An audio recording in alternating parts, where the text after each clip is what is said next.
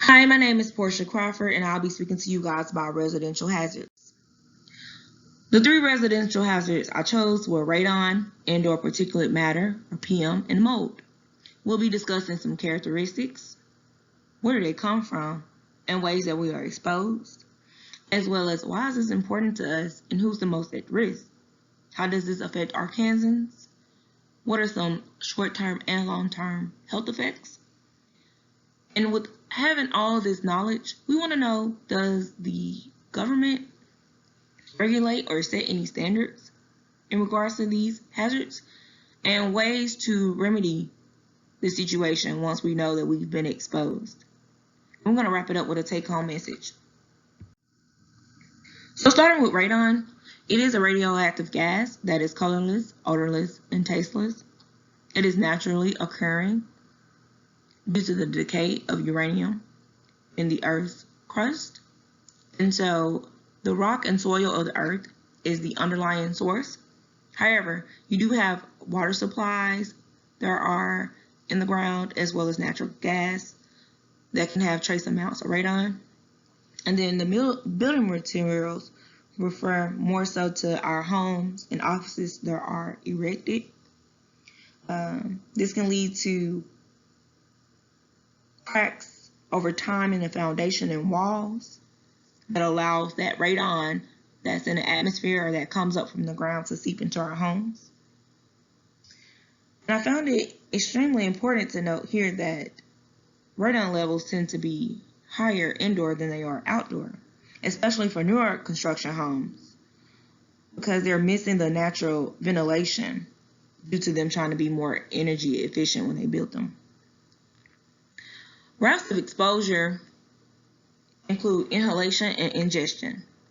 So more importantly, with dust particulates, since radon is a radioactive gas, it has charged byproducts or progenies.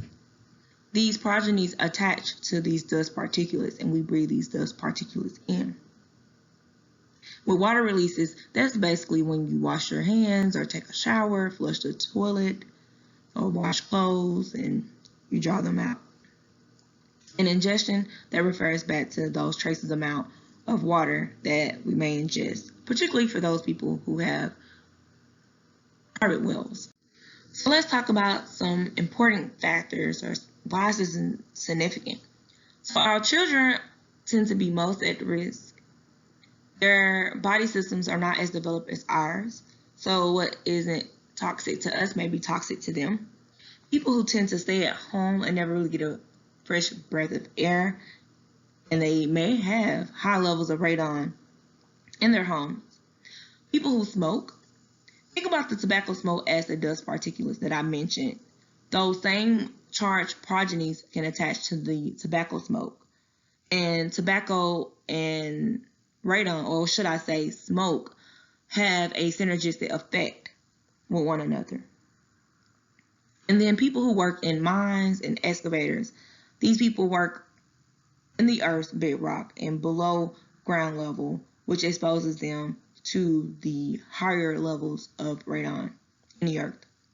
According to the CDC, there aren't any short-term known effects. However, there are long-term, such as respiratory conditions like COPD, and then more importantly, lung cancer.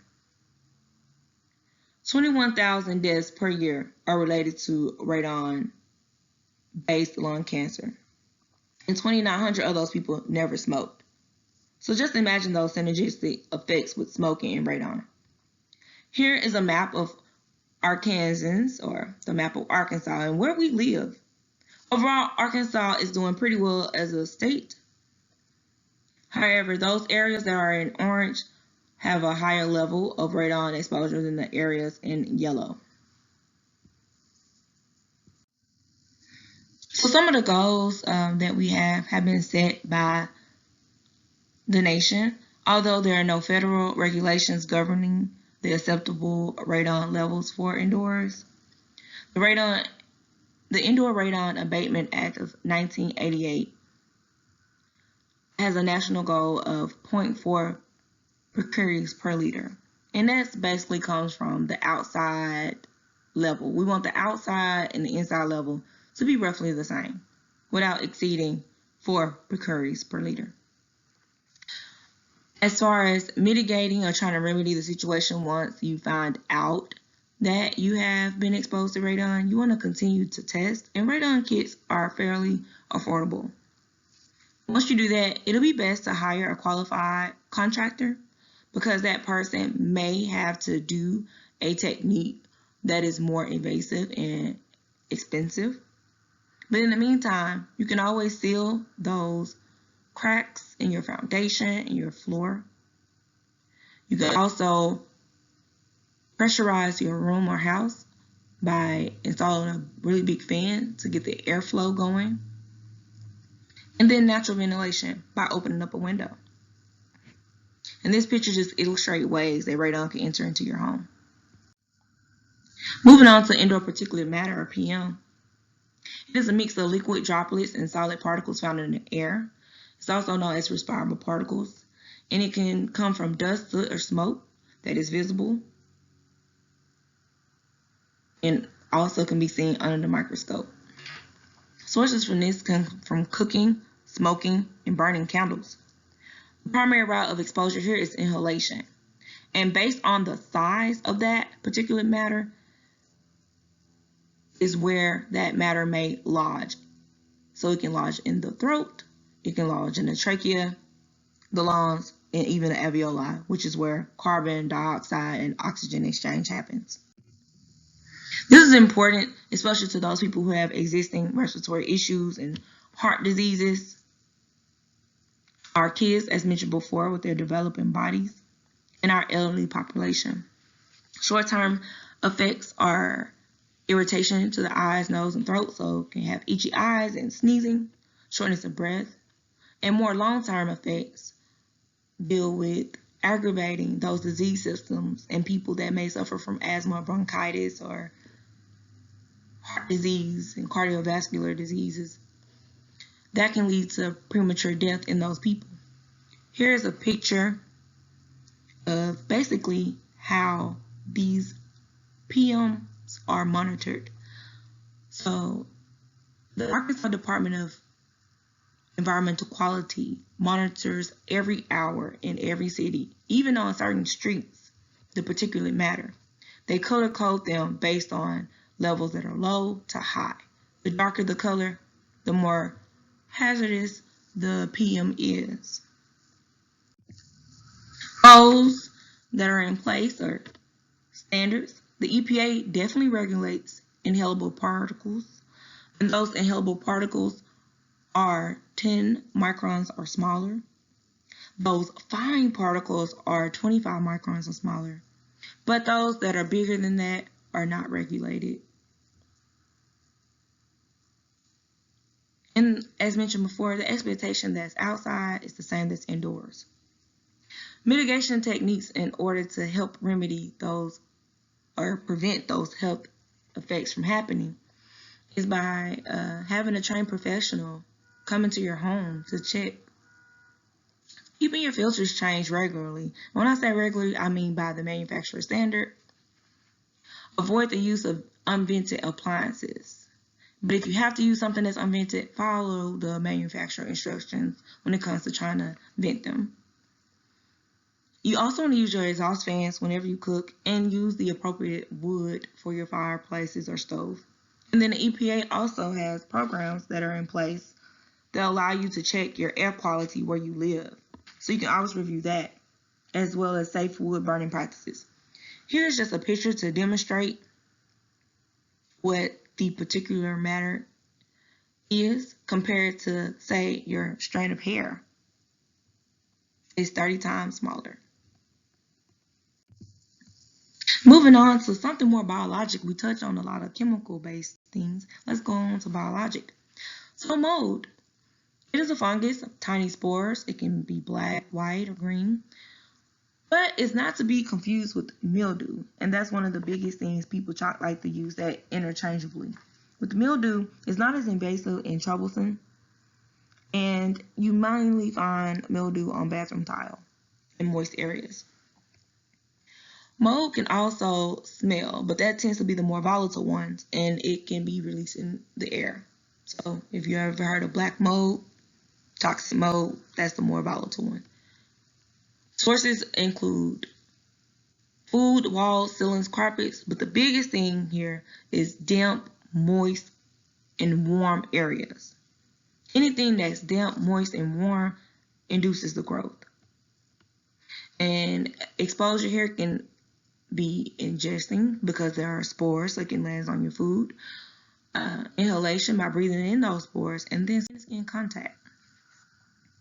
This is important, as mentioned before, with people who are already suffering from respiratory conditions. People who also are immunocompromised, so people who may have HIV or have weakened immune systems due to cancer treatments, and our children and elderly population. The health effects known can be eye, nose, and throat irritation. So again, the coughing, the sneezing, the itchy dry eyes, along with the cough and sinus problems. Long-term effects can lead to asthma being induced, primary and secondary infections due to people who are already immunocompromised, and in some cases with toxic mold being extremely bad for you, it can lead to memory loss and confusion. For Arkansas, this is important because we live in a warm, humid climate, so moisture and warmth here. So the Arkansas Department of Health has a mold investigation advisory board that reports what's going on with mold at the time. They give you facts about indoor mold issues and guidance on ways to clean it up. They also talk about health effects, risk assessment and communication, and just overall surveillance of mold. So our goals for mold here is basically, if you see it, take care of it. There are no EPA standards or threshold limit values when it comes to airborne mold contaminants. And sampling cannot be used to check compliance. That basically means that if you're working somewhere and you want to be like, hey, you guys, it's your duty. We need to sample this. There's nothing that can necessarily check the mold against something else. We don't have a set number because it is very hard to set a specific number, and it's unreliable, and it's not a true representation, and it's quite expensive.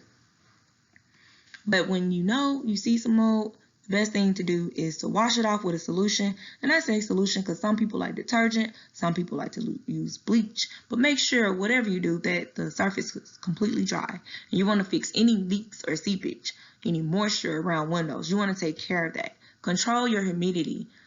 Decrease the use of a humidifier and kerosene heater, but you can buy a dehumidifier, and I always use the air to cool things down and to provide that dryness that it needs.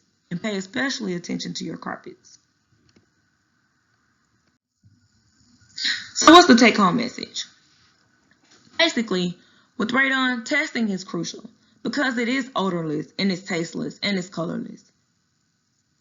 And location is key. Do you stay near a power plant? Do you stay in one of the counties that were orange? Inhalation and ingestion is very important because it's easy to breathe it in due to those progenies. Short-term effects are not known, but the long-term effect here is cancer, and it's exponentially increasing those people who smoke. We want to seal our cracks, we want to ventilate properly, and hire a professional when it comes to jobs that require more immediate type of remediation. With PMs, the focus here is the inhalation of dust and soot, smoke. Again, we want to be aware of our susceptible population, short-term irritation, health risk here. But the long-term health risk here is premature death in people who already have existing conditions. And we want to be sure that we change our filters, ventilate properly. And when you ventilate, make sure you ventilate to the outside and seek a professional if you need help. And finally, with mold, if you see it, get rid of it ASAP. We can be exposed to it by breathing it in, eating it, or having skin-to-skin contact. Again, we want to definitely check on those people that are more susceptible. There are short-term effects such as irritation, The long-term effects here are asthma, infection, and concentration. And I say that lightly, more so when it comes to toxic or black mold. Here, we want to definitely make sure we keep the areas dry and clean, especially our carpets, areas that leak, taking out showers, and want to keep our temperature moderate. And seek a professional if you need to. Here's my works cited. Most of my information came from the Arkansas Department of Environmental Quality, Arkansas Department of Health, CDC, Agency for Toxic Substances and Disease Registry, as well as the EPA. And I have an entire slide devoted to that. All these entities do a great job with explaining residential hazards, including those that I didn't mention. So always feel free to visit their website for more information. Thank you.